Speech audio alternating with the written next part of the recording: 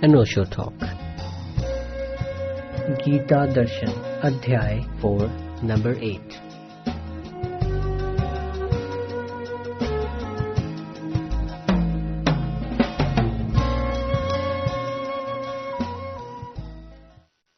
गतसंगस्य मुक्तस्य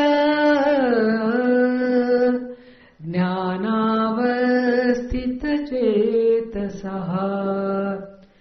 यज्ञायाचरतः कर्म समग्रं प्रविलीयते। क्योंकि आसक्ति से रहित ज्ञान में स्थित हुए चित्त वाले यज्ञ के लिए आचरण करते हुए मुक्त पुरुष के संपूर्ण कर्म नष्ट हो जाते हैं। आसक्ति रहित ज्ञान पूर्वक कर्म करते हुए पुरुष के समस्त कर्म बंधन क्षीण हो जाते, सब बंधन, सब प्रतनताएं गिर जाती। आसक्ति रहित, अनअटैच्ड, अनआइडेंटिफाइड, तादात्म्य मुक्त, इस सूत्र को आसक्ति रहित का क्या अर्थ है, थोड़ा आसक्ति में उतरे तो ख्याल में आ जाए। सुना है मैंने, एक घर में आग लग गई। स्वभाव था, गृहपति छाती पीटता है और रो रहा है।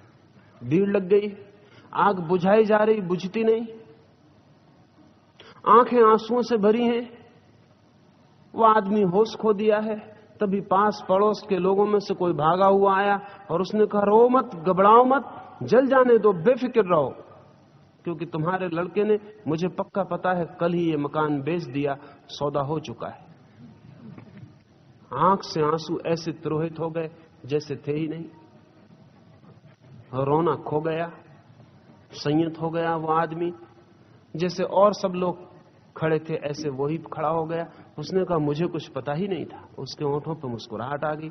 मकान अब भी जल रहा है, वैसा ही, थोड़ा ज्यादा ही, लपटें और बढ़ गई, लेकिन इसके भीतर की लपटें एकदम खो गई। वहां अब भी आग है, लेकिन यहां भीतर हृदय में कोई आग ना रही, कोई जलन ना रही। और तभी उसका बेटा दौड़ा हुआ आया और उसने कहा कि क्या खड़े देखते हैं आप, क्योंकि उस आदमी से बात तो हुई थी, लेकिन उसने आदमी भेज के खबर भेज दी कि जले हुए मकान को मैं खरीदने वाला नहीं। बयाना नहीं हो पाया था, सौदा टूट गया। आंसू फिर वापस आ गए।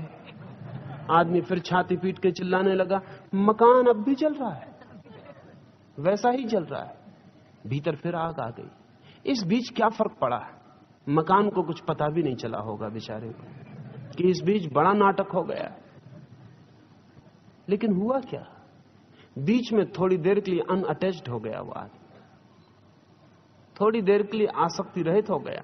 जो अपना नहीं है, बात समाप्त हो गई। अपना है तो बात समाप्त नहीं होती। मेरा था मकान तो आग भीतर तक पहुंचती थी, मेरा नहीं है तो आग अब भीतर नहीं पहुंचती, आग अब भी जल रही। तो मेरे से ही आग भीतर तक पहुंचती थी, मेरे के मार्ग से, मेरे को ही हिलाकर आग भीतर आती थी, मेरे के द्वार से ही आग भीतर प्रवेश करती थी।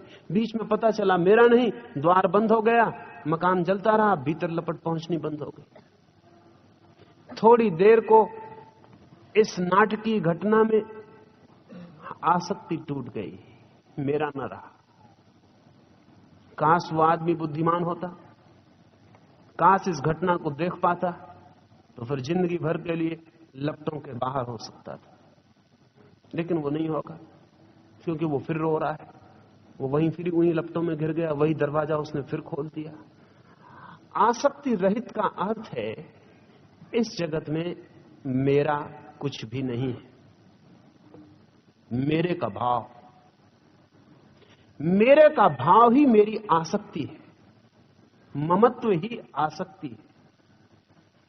लेकिन मेरे के बड़े विस्तार, मेरा बेटा भी मेरी आसक्ति, मेरा मकान भी मेरी आसक्ति, मेरा धर्म भी मेरी आसक्ति है, मेरा शास्त्र भी मेरी आसक्ति है, मेरा परमात्मा तक मेरी आसक्ति है। जहां जहां मेरा जुड़ेगा वहां वहां आसक्ति जुड़ जाएगी, जहां जहां से मेरा विदा हो जाएगा वहां वहां से आसक्ति विदा हो जाएगी।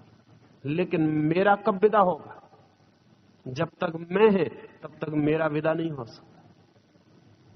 एक जगह से हटेगा दूसरी जगह लग जाएगा। मैंने कहा कि इस ड्रामेटिक घटना में, इस नाटकीय घटना में थोड़ी देर के लिए वो आदमी आसक्ति रहित हो गया, तो आप गलत मत समझ लेना।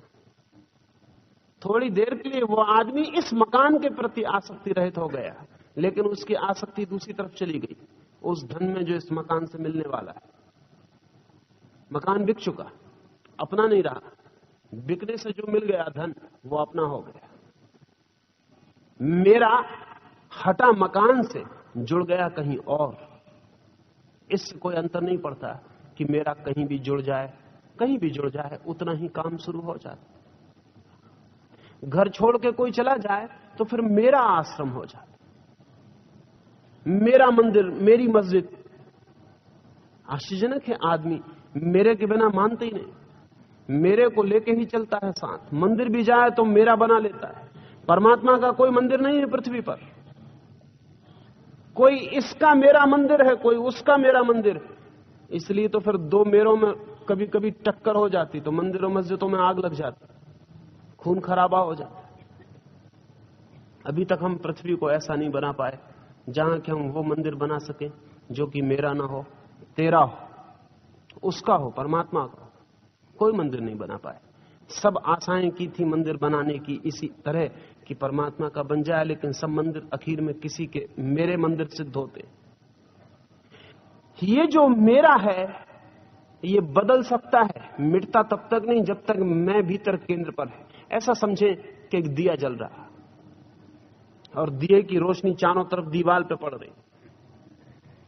वो जो दीवार पे रोशनी पड़ रही है वो मेरा है, और वो जो दिए की ज्योति जल रही है वो मैं है। जब तक मैं की ज्योति जलती रहेगी तब तक मेरे की रोशनी कहीं ना कहीं पड़ती रहेगी। दीवार से हटाइएगा तो कहीं और पड़ेगी, कहीं और से हटाइएगा तो कहीं और पड़ेगी, जब तक कि ज्योति ना बुझ जाए। मैं की फ्लेम, वो जो मैं का अहंकार का बीच में जलता हुआ दिया है, वो ना बुझ जाए, तब तक मेरा बनता ही रहेगा। इस दिए को उठाओ मकान से और मंदिर में रख दो, कोई फर्क नहीं पड़ता, मंदिर मेरा हो जाएगा। मंदिर की दीवारों पर ये रोशनी फैल जाएगी। इस दिए को उठाओ और जंगल के झाड़ के नीचे रख दो, जंगल के झाड़ों पर इसकी रोशनी फैल जाएगी, वो मेरे हो जाएंगे। इस दिए को जहां ले जाओ वहीं मेरा पहुंच जाएगा। ये दिए की जो ज्योति है मैं की, ये मेरे का स्रोत है, उसका मूल उद्गम। आसक्ति रहित केवल वही हो सकता है जो अहंकार रहित है। आसक्ति अहंकार के जुड़ने का परिणाम है। आसक्ति अहंकार का विकिरणन है, रेडिएशन। जैसे दिए से किरणें दौड़ती, ऐसा मैं से मेरा दौड़ता और जहां भी पड़ जाता वहीं पकड़ जाता। और भी एक मजे की बात है कि जिसे हम मेरा समझ लेते वो हमारे मैं से आइडेंटिफाइड हो जाता, उसका तादात्म्य हो जाता।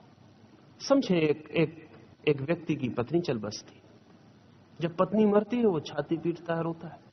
तो आप इतना ही मत सोचना कि पत्नी मर गई इसलिए रोता है, इसलिए तो रोता ही है। बहुत गहरे में उसके मैं का भी एक खंड मर गया। ये मेरी पत्नी सिर्फ मेरी पत्नी ही ना थी, मेरे मैं का भी एक हिस्सा थी। मेरे भीतर के मैं का एक खंड टूट गया, बिखर गया। अब मैं अधूरा हूं कुछ, अब मैं आधा आधा हूं। इसलिए पत्नी को अगर अर्धांगिनी या पति को अगर अर्धांग कहने का ख्याल रहा है तो गहरा है। जब भी मेरा कुछ मिटता है, टूटता है, तभी मैं भी कुछ टूटता और बिखर जाता हूं। थोड़ा एक क्षण को सोचे, आपके पास जो जो चीज ऐसी है जिसको आप मेरा कहते हैं, अगर वो छीन ली जाए तो आपके पास कितना मैं बचेगा। अगर सब छीन ली जाए तो आपके मैं की ज्योति बहुत स्टार्व्ड, भूखी हो जाएगी, जैसे दिए का सब तेल निकाल ली, ज्योति रह गई बुझी बुझी। जलती भी है तो ऐसा लगता है कि अब गई, तेल तो सब निकल गया।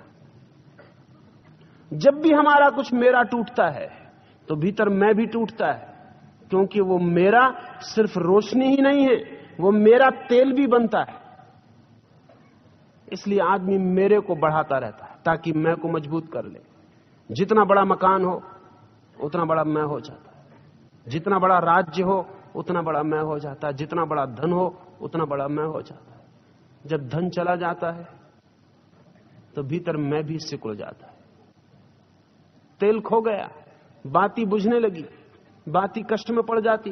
कभी कभी तो इतने कष्ट में पड़ जाती है कि आदमी जी नहीं सकता, आत्महत्या कर लेता है। तेल बिल्कुल नहीं बचता, मरने के सिवाय उपाय नहीं बचता, मर ही जाता है। मेरा गया कि मैं भी मरने की तैयारी जुटा लेता है।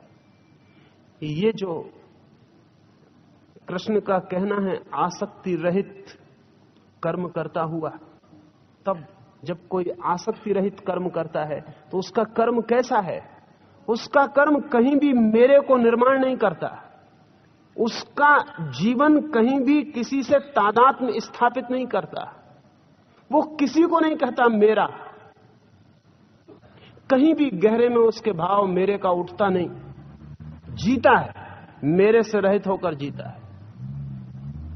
तब जीवन यज्ञ हो जाता है, तब ऐसा कर्म आसक्ति रहित जीवन को यज्ञ बना देता है, तब पूरा जीवन एक पवित्र हवन हो जाता है। ऐसा पुरुष अर्जुन से कृष्ण कहते फिर सारे बंधन उसके छीन हो जाते, फिर कोई बंधन का उपाय नहीं रह जाता, क्योंकि बंधन पैदा ही होते हैं मेरे से, बंधन पैदा ही होते हैं मैं से ही जन्मते हैं अंकुर और बनते हैं जंजीरें, मैं के ही आधार पर ढालते हैं हम अपने कारागृह, मैं से ही हम सजा लेते हैं अपने कारागृहों की दीवारों को। लेकिन इससे फर्क नहीं पड़ता, अगर हमने कारागृह की जंजीरों को सोने की भी बना लिया और अगर हमने कारागृह की दीवारों को सुंदर चित्रों से भी सजा लिया तो भी कारागृह कारागृह है और हम कैदी हैं। हम सब अपनी कैद को अपने साथ लेकर चलते हैं, वो मेरे की कैद हमारे साथ चलती रहती है। इसलिए अगर आपको अकेला जंगल में छोड़ दिया जाए तो आप थोड़े इम्पावरिस्ट हो जाते, दरिद्र हो जाते हैं, दीन हो जाते। मैंने सुना है एक सम्राट ने अपने बेटे को घर से निकाल दिया, किसी बात पर नाराज हुआ और घर से निकालने की आज्ञा दे दी। फिर 12 वर्ष बाद बूढ़ा बाप, एक ही था बेटा, फिर याद लौटने लगी। फिर मन के दूसरे हिस्से ने बहुत बार कहा होगा बहुत बुरा किया, इतना क्या बड़ा अपराध था, इतनी भी क्या बात थी, माफ किया जा सकता था। फिर दूसरा हिस्सा मन का लौट आया, वजीरों को भेजा खोजने की, खोज लाओ। 12 साल वो राजा का लड़का कुछ जानता तो नहीं था, राजा का लड़का था, जानने का कोई सवाल भी न था, न ठीक से कभी पढ़ा लिखा था, न कभी कुछ सीखा था, बस थोड़ा नाच गाने का जरूर उसे शौक था। तो गांव में भीख मांगने लगा नाच गा के, और कुछ कर नहीं सकता था। 12 साल बाद भरी दोपहर में सूरज जल रहा है, तेज धूप बरसती है आग जैसी, वो नंगे पैर एक साधारण सी होटल के सामने अपने टीन के कटोरे को बजा के गा रहा है और लोगों से पैसे मांग रहा है। पैसे मांग रहा है कि पैरों में फफोले पड़ गए हैं, जूते की सब नीचे की तल टूट गई, उखड़ गई है, मुझे कुछ पैसे दे दो तो इस गर्मी में। 10-5 पैसे उसके कटोरे में पड़े। कपड़े वही पुराने हैं जो 12 साल पहले पहने हुए घर से निकला था, पहचानना बहुत मुश्किल है।